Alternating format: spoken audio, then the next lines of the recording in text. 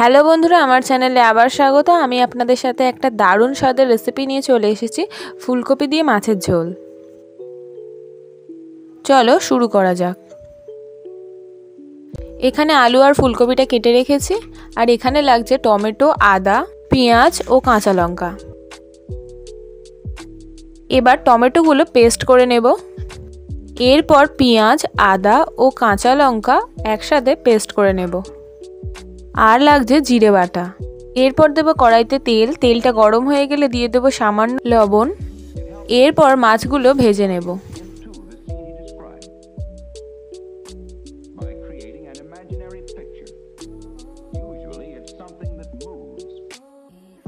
এরপর কড়াইতে তেল দিয়ে আলুগুলো ভেজে নেব।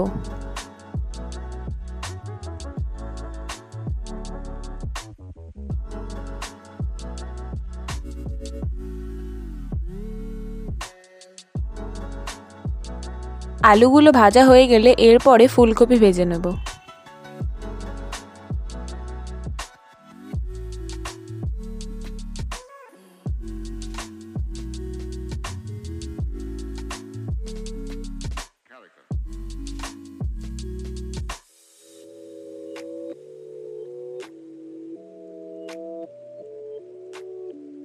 এরপর কড়াইতে তেলে তেজপাতা ও 5 ফোড়ন দেব।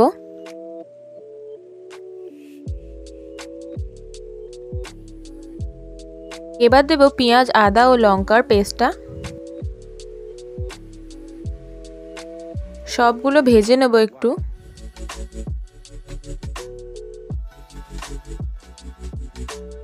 ভাজা হয়ে গেলে দিয়ে দেব টমেটোর পেস্টটা।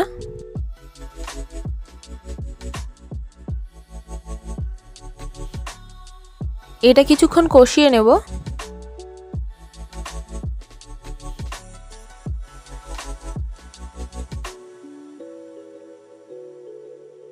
এবার দেব জিরে বাটা 1.5 চা চামচ।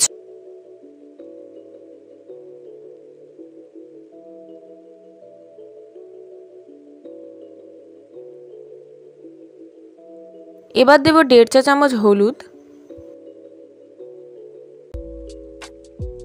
আর 1 চা চামচ লঙ্কার গুঁড়ো। ভালোভাবে মিশিয়ে নেব। মিশিয়ে নেওয়ার পর দিয়ে দেব ফুলকপিগুলো।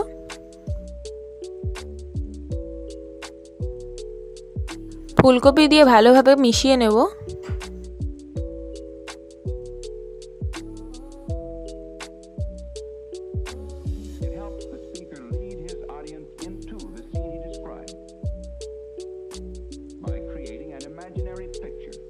এবার দেব পরিমাণ মতো লবণ।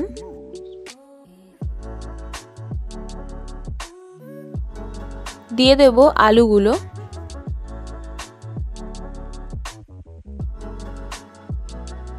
সবগুলো ভালোভাবে মিশিয়ে নেব।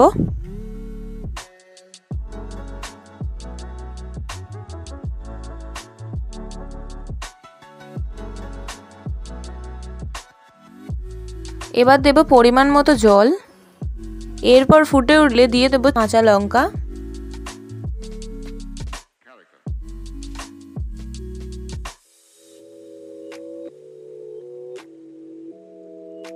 এবার দিয়ে দেব মাছগুলো। মাছগুলো দিয়ে দেওয়ার পর প্রায় 15 থেকে 20 মিনিট মতো ফোটাবো।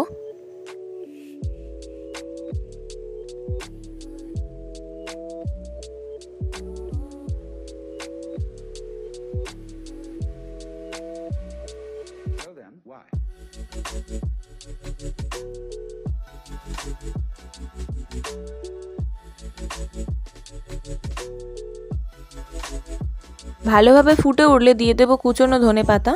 মিশিয়ে নামিয়ে নিলেই রেডি আমাদের ফুলকপি আলু দিয়ে মাছের ঝোল।